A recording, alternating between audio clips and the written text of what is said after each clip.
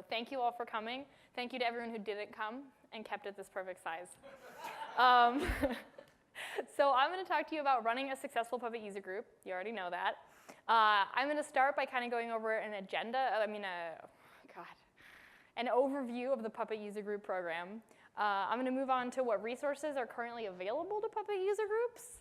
I'm going to give you a couple tips. And then it's a workshop. So we're all going to talk, which is awesome. We're going to hear from each other. And that's going to be really, I think, the core and meat of this is learning from all you folks, which I'm pretty excited about. So I'm Kara. You just heard that. I work at Puppet Labs. I'm a community manager. And Pugs are one of my favorite things. There are over 50 Pugs worldwide, as you can kind of see from this map here. They're all over the place. And they are sort of that building block of local Puppet community. They're essential as a place for Puppet users to come together and talk to each other and learn from each other and learn what other folks are doing. Absolutely fantastic. We have great online community, and we have wonderful events, but nothing can kind of make up for that local opportunity to meet up on a regular basis and talk to each other. I want to kind of give you an overview of some of the event structure at Puppet Labs. I have a variety of different versions of this pyramid because I'm an events conspiracy theorist. But as you can see here, Puppet user groups really is this absolutely crucial base that these other events are built on. It enables these other events to come to the area. When we're talking about where to kind of bring Puppet camps, a lot of people reach out and they say, oh, we want to have a Puppet camp. Puppet camp's like a sort of one full day of talks. We really want to have a Puppet camp. We want to hear from Puppet Labs. And I say, okay, well, I know you want to hear from us and you want to know when we're coming to the area, but there are so many local experts that you could be hearing from, people who are actually using Puppet on a day-to-day basis and who know what worked for them. Those are the folks already in that area. You don't need us. I mean, it's exciting. We love coming to different places, but you don't need that. You have that expertise right there. And Puppet user groups show that, and they also help us bring more events to places because we can see that there's a lineup of speakers. We can see that there's an engaged community there, and it helps kind of pull all those pieces together. So the structure of the Puppet user group program, I'm going to kind of give a little bit of an overview here. You've got your city Pug in whatever city you've got, and the local organizer is really the person that owns that and runs that Pug. They're not really owned by Puppet Labs the way our other events are. They're owned by you. They're yours to do what you want with, which is awesome. I mean, within reason. But I love that about them. We think and talk a lot about that. How do we create and think about resources that are really valuable to the people who own this program? And then the resources that kind of go into that is Puppet Labs provides resources for the local organizers to pour into that user group. And one thing I want to talk a lot about is sort of what other Puppet user group organizers, you can talk to them and really learn from them. I want you to learn from each other, which is something that we haven't done as much of in the past. So as you can kind of see here, you've got resources coming down from a central source to all the Puppet user groups, but I really want to encourage groups to cross-pollinate and talk to each other about what's working and what's not working and learn from each other and build off that. So what are just a couple sort of obstacles if your Puppet user group doesn't meet for 3 months or a year or whatever, why is that? What obstacle have you encountered? Let's just throw a couple out. Anybody? Time. You don't have a lot of time, you're busy. Anything else? Space, hard to find space. What else? Yeah, speakers are a tough one. I took a guess because I couldn't live type what you said. I got time and speakers. Oh, and space. Okay, pretty good guess, right? There are patterns here. We're encountering a lot of the same obstacles. I run the Portland Puppet user group, so I have been encountering a lot of these same obstacles. To feel the pain as well. So I'm going to go over some of the resources that can kind of help with some of those obstacles. There's no fix-it-alls here. This is not like, ta-da! But the Puppet user group guide, how many folks have seen the Puppet user group guide? That's way more than I expected. That's good. So this is fairly new, and it's a work in progress. So it's basically a PDF, because everyone loves PDFs. PDFs are really exciting. It's the future, right? So it's a PDF with information on how to start a Puppet user group, but also sort of information organized by obstacle. So if you're having trouble finding a speaker, you can go through and we'll say, hey, have you tried this? Have you tried this? Have you tried this? Have you tried this? And it's basically an online version of me brainstorming with you. There's no like one fix-it-all solution. Every community is different. Every user group is different. But you can kind of go through and say, hey, that might work for my group. I'll try that out, and kind of read through that brainstorming session. I love suggestions. Send suggestions. Say that you want to add things to this. Let's make this better. It's a work in progress here. And that's on the starting a user group page on our community site. We have a new Pug logo. I'm really excited. Kind of a huge deal to me, at least personally. I've been wanting this for like 2 years. I know it's kind of been leaked because I tweeted it, and I was like, oh, I don't have that many followers. And then our CEO tweeted it, and he's got a few more followers. Suddenly everyone's like, oh, I want that logo. So I'm really excited. This is the official unveiling, reveal, of our new Pug logo. Right? We're pretty excited. Just kidding. There it is. So the last one was not our logo. That was me and my iPad. But Pug logo. So I brought a ton of stickers with me today. Yeah, that was the runner-up. They were like, ooh, Kara, yeah, you don't work in design for a reason. It was, yeah, see? I did too. Someday. I actually talked a lot to them. I was like, oh, I really want it to be a pug. And the design team sat down with me, and they were like, okay, let's pretend we go with that idea. Let me show you what it looks like when you make a pug a black and white image. And they did that for an hour until I was like, fine, you're right. It doesn't look like a pug anymore. It looks like nothing. You were right. There were like a lot of tears, but I got over it. So I brought these sweet Puppet user group stickers. These were just printed. We didn't even know if these would be out in time for PuppetConf. We didn't know if the logo would be out, so pretty exciting. Afterwards, I'm going to give you a bunch of these, and we're all going to be really happy, because I think they're pretty classy. I'm going to put these back over here before I spill them everywhere. So what can you do with this? Yeah, sticker, looks pretty good. We're making local versions. Yeah? So it turns out the design team's been a little busy, what with PuppetConf coming up. So we don't have all of these made yet, but hopefully in the next couple of weeks, I'll email all the current Puppet user groups, and I will send you your own personal version with your city, with your airport code, with your year of founding on it, and it's going to be amazing. Yeah, right? Yeah. I'm excited. These are for you. These Pug logos are for you. We made these with the community in mind. They don't belong to us. They belong to you. You can tell they look different than a lot of our other branding. We still wanted them to kind of fit within, but we wanted them to have their own feel as well, because this is community owned. So I really hope you like it. If there's things that you don't like, let's talk it out. Let me know if there's things you're looking for, because it's really for you. So Meetup, you can put that Pug logo now. A lot of you use meetup.com. You can put that Pug logo as your logo, and that's great. But there's also a banner, and you can upload a banner there, which is pretty cool, right, where your title is? So we made a banner for you. And one thing about Meetup, you can find instructions for this in the Puppet user group guide, is you can adjust the color of the page, but they kind of have 5 easy colors that you can switch it to. So some of you have a purple page. Some of you have a red page, which is nice. We made them in each of those colors. Simple customization. We're trying to make it easy for folks who are just starting a page up to be like, yeah, I'll slap that banner in. Ooh, it looks professional. Look at that Portland page. We were using a Google group. I made this page just for trying this out. I was that excited. So you don't need to use any of this. You're not required. It's your group. But we want you to have these options, and we want to provide you with these things because it's fun. There's a mailing list for Puppet user group organizers that I've done a terrible job of publicizing, which is why many of you are saying, what, there's a mailing list? Right? Exactly. That's my fault. So I'll send that link out more and make sure that that's a lot more prominent, but this is a great way for folks to talk to each other. So if you're here, example, you can see that like Johan's been really active on here, and he put up slides from one of the talks. He's like, hey, anyone want to use this for your Puppet user group? You can pass slides around for when you need a deck. Who here would totally love a slide deck to use for when they don't have a speaker? Yeah, so you could be sharing with each other.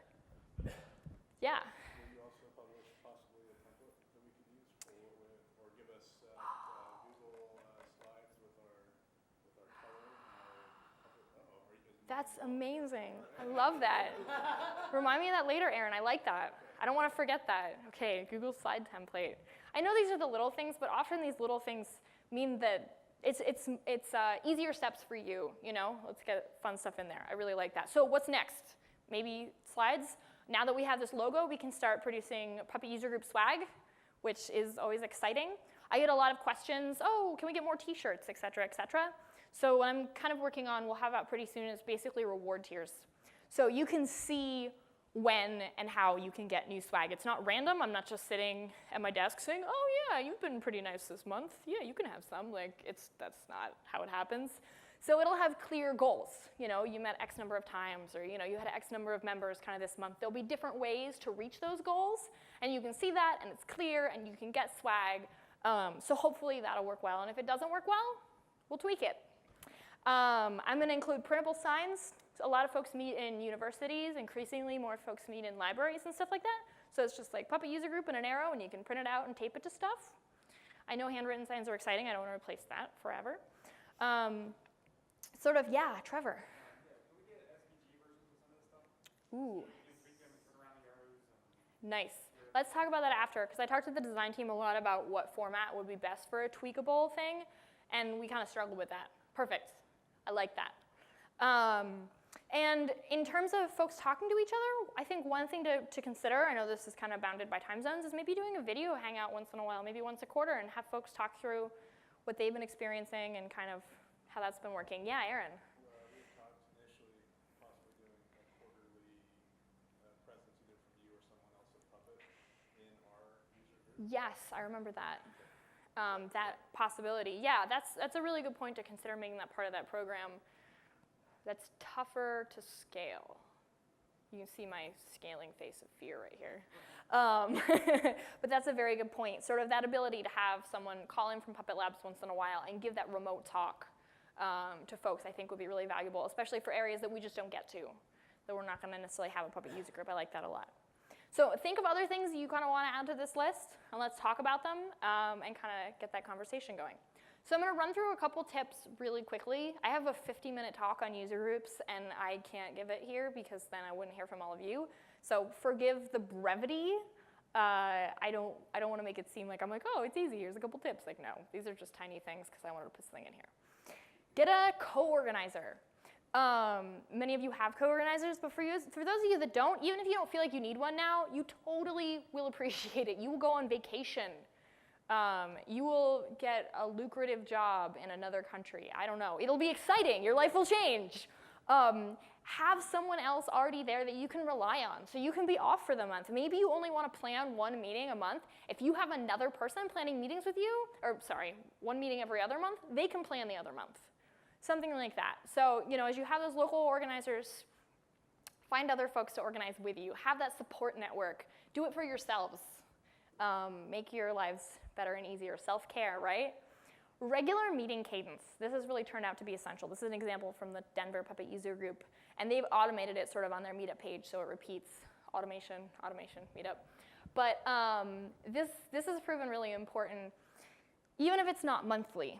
Like, think to yourself, what is a cadence that we can sustain that feels good for our group? And that might be monthly, but that might also be like every other month. That might be once every 3 months. And communicate that to members, set those expectations and say, hey, we'll see you in 2 months on the same day.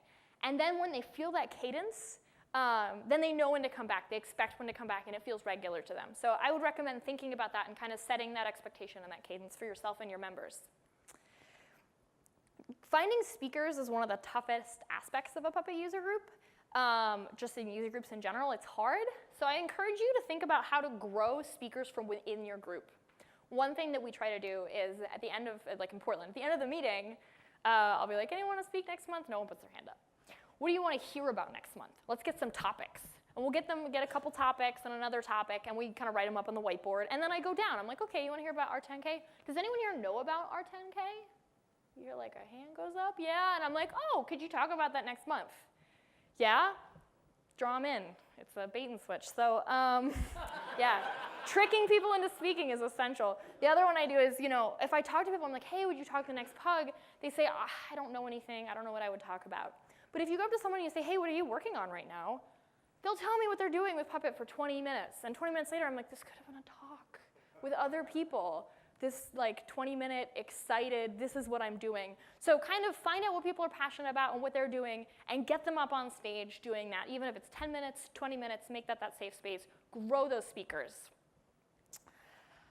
Now we've gone over pretty quickly. We've kind of gone through how the Pug program works, resources available, just a couple fun tips. This is the part I'm excited about. It's a workshop. I've never run a workshop, so feel free to be like, this is going all wrong. This is not what I envisioned. They didn't give me round chairs. We can't really break out. So what I thought is we would pull a couple topics and then kind of go through and talk about some of those topics. Does that sound good to folks? How do you feel about that? I'm seeing some like worried nods, so that's solid. I'll take that. So let's have folks throw out a couple sort of topics, things that they want to hear about, that you want to hear about. Sorry, you're all here. I shouldn't talk about you in the third person. What do you want to hear about from other organizers? What are topics that you kind of want to dive into? You've been mulling over. Yeah, Aaron. Question for other organizers. How do you balance between keeping seasoned puppeteers interested and the barrier to entry for people converting their puppets that you attract both groups without burning out one or the other? Okay, we're going to write a couple out, and then we're going to come back and do them one by one. So beginner plus advanced attendees, how do you balance it? Yeah, next topic. Yeah. So for anyone who has run either Pugs or other user groups, other than just the simple like PowerPoint presentation format, what other discussion formats have been successful? Good. Discussion formats. Oh, my handwriting's terrible. I hope you all remember what this says. Other topics. Yeah. How do you keep this from turning into free training for Ooh. Not free training. free consulting? Yeah. Slash consulting. And one more, and we'll jump into this. Yeah, back there. How to attract inactive users? Think about that a lot. That's a tough one. And we had one more hand, so we'll do that one too. Attract inactive users. What was that last one? I had a hand go up right. Yes, Carol. Like San Diego, we're a smaller city. Mm-hmm. We deal with smaller cities that are more diverse. Yes, small communities. Geographically. Yeah, small, spread out communities. Okay. Can everyone see this? Should I move this over? Yeah, I'm gonna move this over. Is this okay? Yeah, we're just doing this. Oh, God. Okay, that's better. How's that? So, if we bring the lights up a little bit, is that gonna mess up the whole video recording so people can see each other?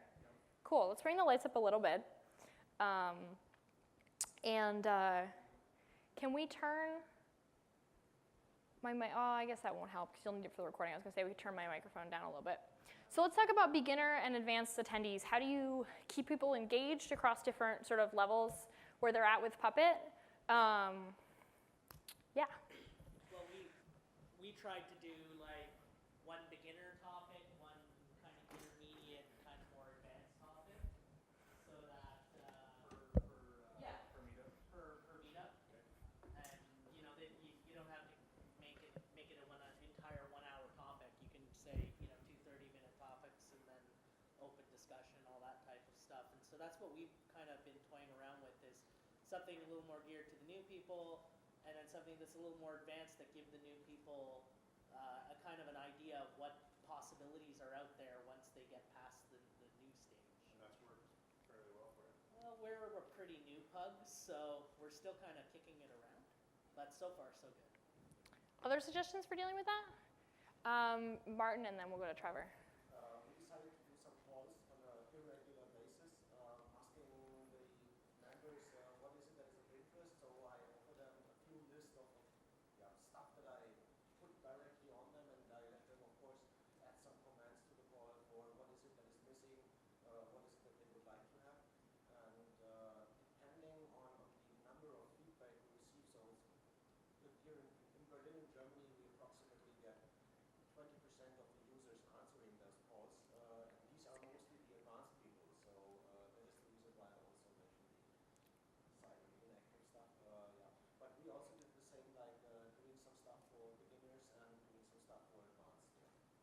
Excellent. Doing sort of a poll and then mixing content. Trevor, what have you tried? Something we've actually just started to implement it. So we're looking at switching off 1 month doing beginner type topics and 1 month doing advanced topics. But on the advanced topics, we're actually trying to draw in. A lot of people want to do more hands-on stuff. So we're going to set up a Pug account and have everybody be committers, and then just have something you want to hack on and try it during the meetup, and then continue that on every other month or if you want to get paid level 2. Oh, I like that. Carol, what do you think?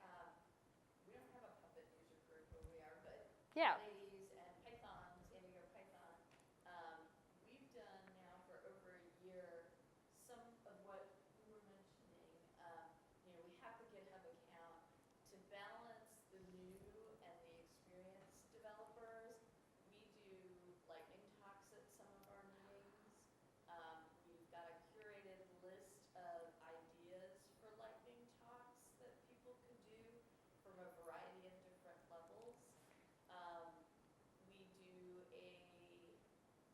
It started off being a 2-hour, just, hey, show up whenever you want on a Saturday between 12 and 2. Mm-hmm. And just informal, no formal lesson, collaborate.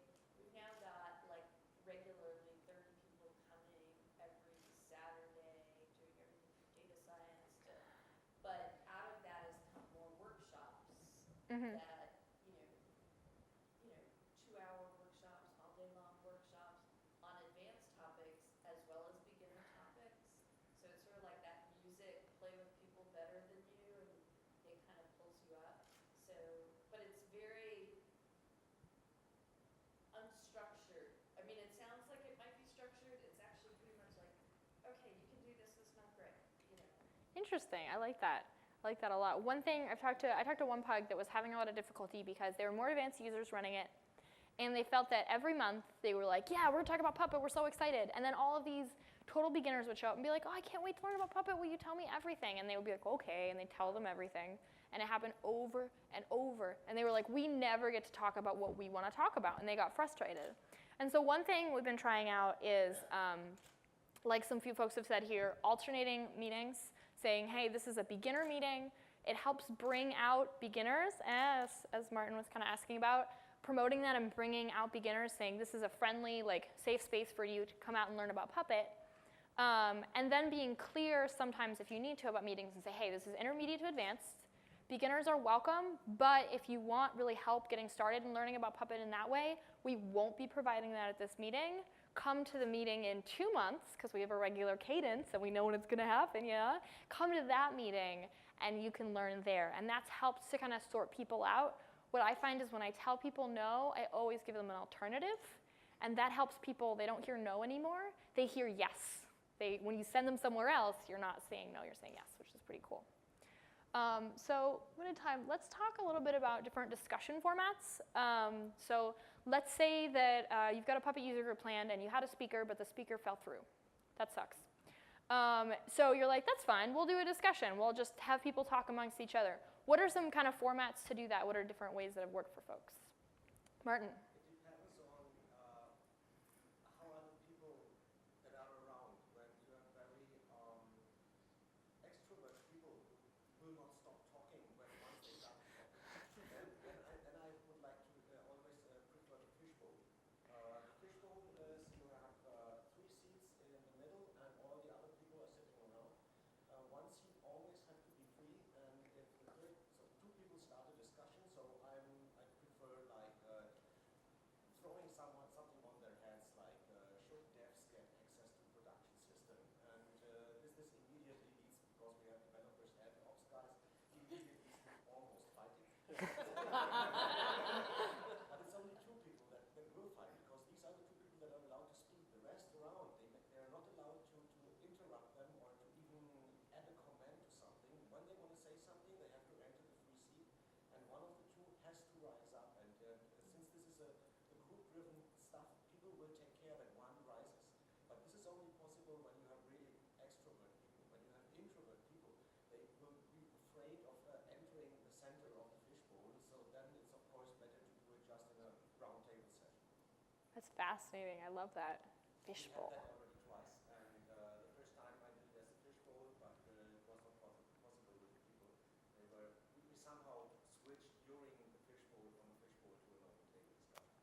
Andy Parker's been trying that with the Pug up in Seattle too. He's been doing the fishbowl. Other formats? There's the one where you have you set up, you have the stage, put like 4 or 5 seats up, and someone sort of chairs the event, basically make sure that people actually rotate through the chairs. But so they try to start it, then someone puts their hand up, and they'll immediately try to start talking. And you're like, no, sit in the chair. And then continue doing that, and then other people will, hopefully also want to talk. Get in the chair. And so what you end up with is 4 or 5 chairs with one spot always being free, and then that last person beats out. Nice. So we've got a couple musical chairs kind of formats. Yeah. Carol. Depends on here you can really do a fishbowl, but I wish we were all in a circle right now. I feel weird being on a stage. I'm sorry. It's weird to me. One thing that folks have tried as well is having, if you have a really small group, we're talking about smaller areas, you can have each person just go around and talk for 5 minutes about what they're doing with Puppet, and that's been successful in a bunch of different locations. That also helps bring out potential speaker topics, so you can kind of secretly take notes and later be like, wow, that was fascinating. You should talk about that for 20 minutes next time. What were you going to say, Carol? Well, now you make me think of something else. Sorry.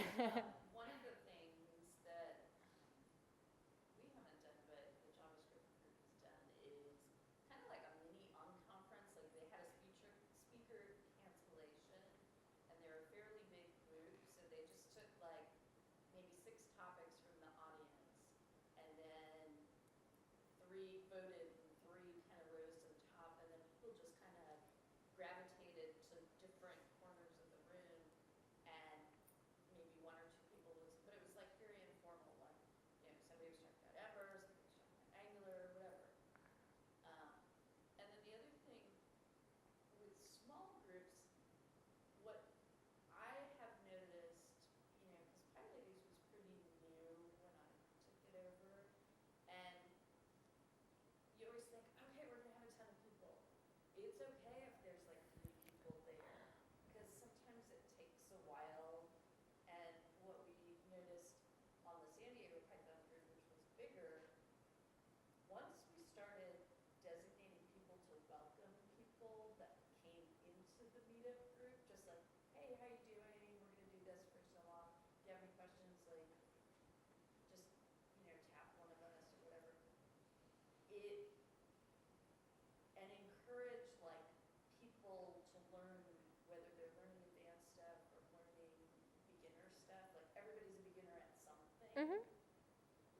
We've added like a couple hundred members to the San Diego group, which Wow. for us is huge. Yeah, that's awesome. That's really good. Anything else? We're so short on time. I wish we had all day. And you're all like, oh no, all day talking about pugs, but I would be here doing it. So let's go toward, how do you prevent your Puppet user group from becoming free training / free consulting? A lot like that group I mentioned earlier, where folks come in every month and say, hey, I want you to teach me how to use Puppet now. Or they come in and they say, I want you to solve all my Puppet problems now. How do you avoid that? I usually just direct them to the user's mailing list. Mm. Well, we actually run one in Spanish, so if they have questions, they can just either go to the mailing list. Yeah, for the detailed stuff, we just say, okay, just email us and we'll figure it out when we have more time, because we have limited time, right? So it's not that we can just start banging on the problem right there. So basically just redirect them. So it's not anonymous, like you said, it's over there. I love that. Redirecting folks, say, hey, jump in the IRC channel, like jump on the mailing list, kind of find that stuff out. I also will direct people to videos a lot. I'm like, oh, that's weird. There was totally a talk on that exact topic. And I'll send you the link, and you can watch that and see if you still have questions. Other kind of solutions, or just problems even. Teach them to fish. Teach them to fish. Well, that's the part of the problem is, so like, I know there are folks that do run Puppet user groups who, teaching people about Puppet is part of their day job, I also tell them, yeah, in a couple of months I'm going to give a Puppet from the Yeah. Yeah. So, to the point about the redirection though, and you mentioned videos, does Puppet keep track of resources that you guys become aware of that are out there? It's sort of like an index of these are the resources we know about that, people talk about, so I can just, without having to be in it all the time, I can just kind of go check and say, oh, talk about, I don't know, Puppet TV or something. That's a really good point. So we have most of our resources linked up to from our community page, but we don't have a good list of video and slide decks by topic. We don't have that stuff sorted in that kind of way very well. In many ways, the amount of content that we have has grown very fast. So I'll go on the YouTube channel and kind of do a search, but you're right that it can be tough. I know that one thing that community members often struggle with is they don't realize how many resources they are. They don't realize that they get asked questions on IRC or the mailing list or the Ask site, stuff like that. Is this something that maybe, there could be a Pug cheat card that basically says, here's the training VM, here's the game page, here's the most 5 Ooh. videos you want to watch. I love it. Okay, so a getting started Pug page that's basically you could print it out and you could give it to beginners, and it says, like Trevor's saying, just saying over the microphone, here's the learning VM link. You can go download it there. Here's a good video to watch to get started. You watch it there. This is something we did kind of with the triage-a-thon eventually. We had a lot of awesome beginners coming in, and we were like, so here's a getting started thing. Go try out this learning VM, try out these videos and stuff, so we're not walking folks through it. I really like that idea of kind of building that for this. Yeah. So I don't know if it would fit for the ethics thing or whatever, but Mhm. could you do something where your pug group, in order to help it raise money, maybe you do a training once a quarter and you charge for that training that raises money for the pug group, and then the people that do train professionally could probably part of it. You just pay them to do the training. You know what I'm saying? One of the That way, is that something that would fit into? So there's a complicated sort of training partners relationship that I'm not terribly privy to, but there's often a barrier to training. Training often costs, say, $2,000, and that's a lot. And so there are a lot of folks who will go to Pugs to kind of learn because their company isn't willing to foot that bill, and it helps people who don't have really generous companies get into that. Pug rewards thing, if people speak at Pugs or participate X number of times or something, they get a discount coupon or something for training? I would love if I could get training discount coupons. I totally agree. I'll keep asking. I have a funny feeling it's not going to happen, but I'm trying. What I might, yeah, I'll look into that, but I doubt it, unfortunately. Yeah, Trevor. Are there any repercussions for us giving unofficial training with big, bold statements saying it's not official training, it's not sponsored by Public Labs, et cetera, et cetera, et cetera? I know nothing about trainings. I got nothing. I'm sorry. This is the same answer I'd be giving if I weren't on camera, in all genuineness. I have no idea. I can tell you the right person to talk to. Yeah. Is there any policies around recording and then distributing? You can record and distribute whatever you want about Puppet, pretty much. Yeah. You could be like. Is there a repository for all the Pug groups to That's a great point. aggregate that we could? So one thing we struggled with is at the Portland Pug, I've actually started live streaming some of our meetings. But I struggle with the idea of putting them on the general Puppet Labs YouTube page because they don't often have the same recording quality as some of our other stuff. And so I think it's a really good thought. Is there a place to put Puppet user group talk recordings that everyone could put them? I think that would be really interesting. I would totally be into us kind of looking into that. I think that would be good. So attracting inactive users. How do you get folks that aren't the 5 folks you already know who come to your user group to come to your user group? Because we all know those 5 people, and they're awesome. How do you get them to other folks to show up? Food. Yeah. Beer. Also having non-alcoholic versions next to your beer. Yeah. Carol? Cross-pollinate with other user groups that kind of overlap in some way. It's a big favorite. I love that. So say, is there a DevOps user group in town? Talk to the organizer and kind of get together and do a joint meetup and invite both groups and have it be a topic that works really well for both groups. Vincent, you did something like that, right? Yeah, for Live Cam with my favorite. Yeah, so should probably have more than the 10 people that show up to the meetup. Talk.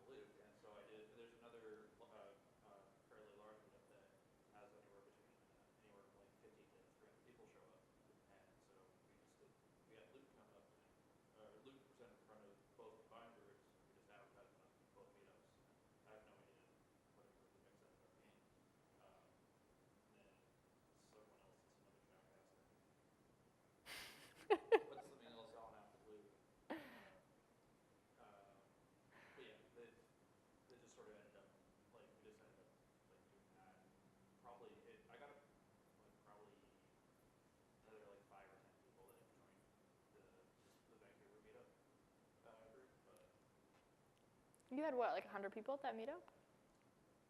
That one probably, yeah, probably about 100, 120. Pretty cool, right?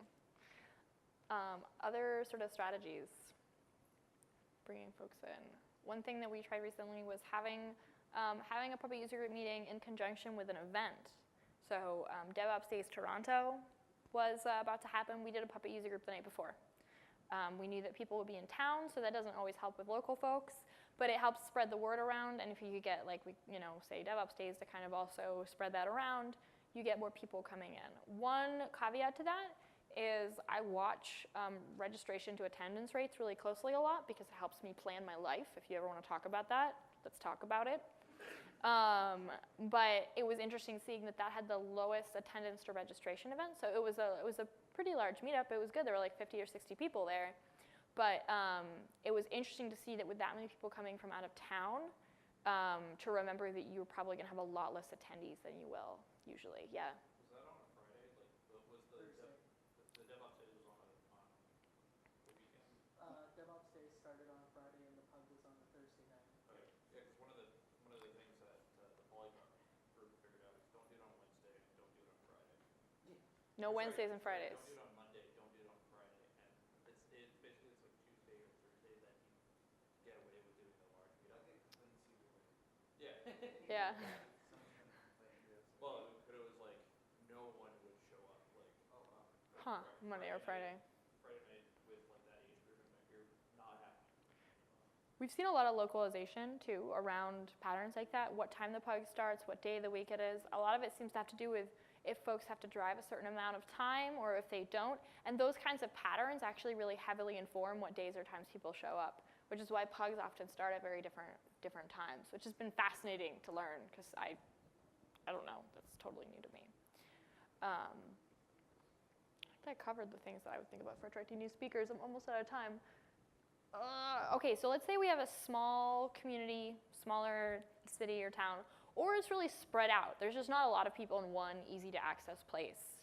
What have kind of folks done in smaller areas to try to deal with this? Do it right after work or be very cognizant of your rush hours. Right after work.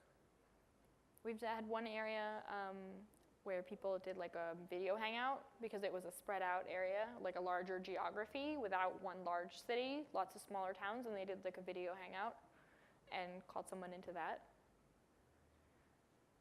Yeah, Carol. Will you tell the training people that Southern California Linux Expo, when you guys do like your Puppet, whatever it's called, it's huge for like the San Diego, Riverside, greater San Diego, or greater LA area, because you don't get the same level of speakers coming out.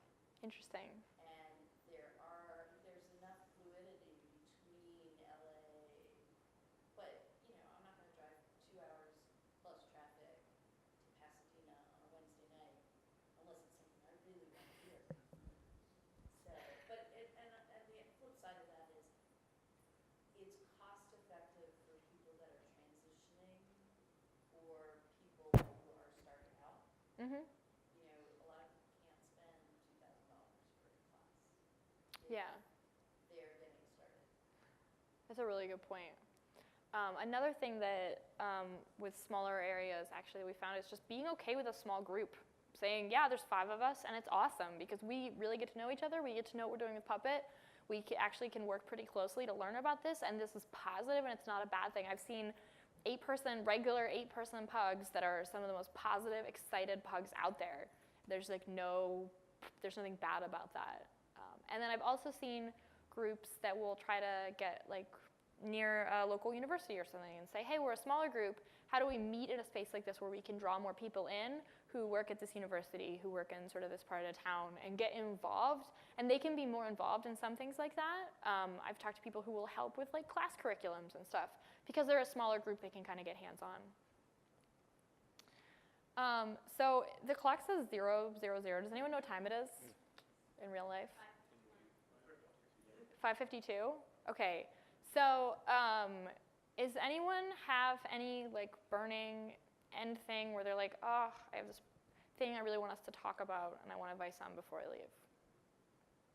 So, what's the, how do people handle things that aren't discussions, like workshops or more hands-on stuff? That's one of the problems I have, that people kind of get bored if you just have month after month of people talking, or even discussions. Like, they want to do stuff, right? How do you handle that? How do you handle workshops? Yeah, how do you do hands-on things? There's an conference every year in Vancouver called Polyglot Conference, and they have workshops that, well, I didn't come, I suck at it, but that's one place. The first meetup I did a presentation on a topic, and then afterwards, there's like 5 or 6 people that were sort of more advanced users, and just sat around a table and like there's like new users and stuff like that. Oh, so it's like a small speech and then Yeah. Clumping people by topic has been really helpful. Like having beginners and then clumping by, do you want to work on this or do you want to work on this? Let's work on our modules has been helpful. Anyone else kind of things that they've done for hands-on? Carol and then Trevor. Well, what we've done at the study groups, we also have like a big screen and a projector. So a couple of the guys are bring like those long 8-foot or whatever power cords. People kind of work for a while on different stuff, sometimes collaboratively, sometimes independently.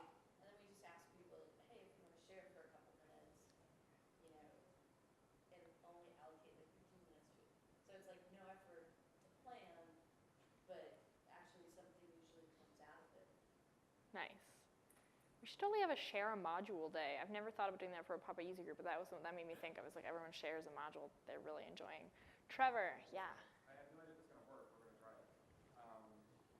We're going to try to do a mini triage. So we're going to basically go into the bug tracker and say, you know, this has been irritating me for 6 months. Let's just fix it. And then, you know, everybody gets credit for it, and we go to the Pug GitHub account and work that from there. Excellent. See if it works.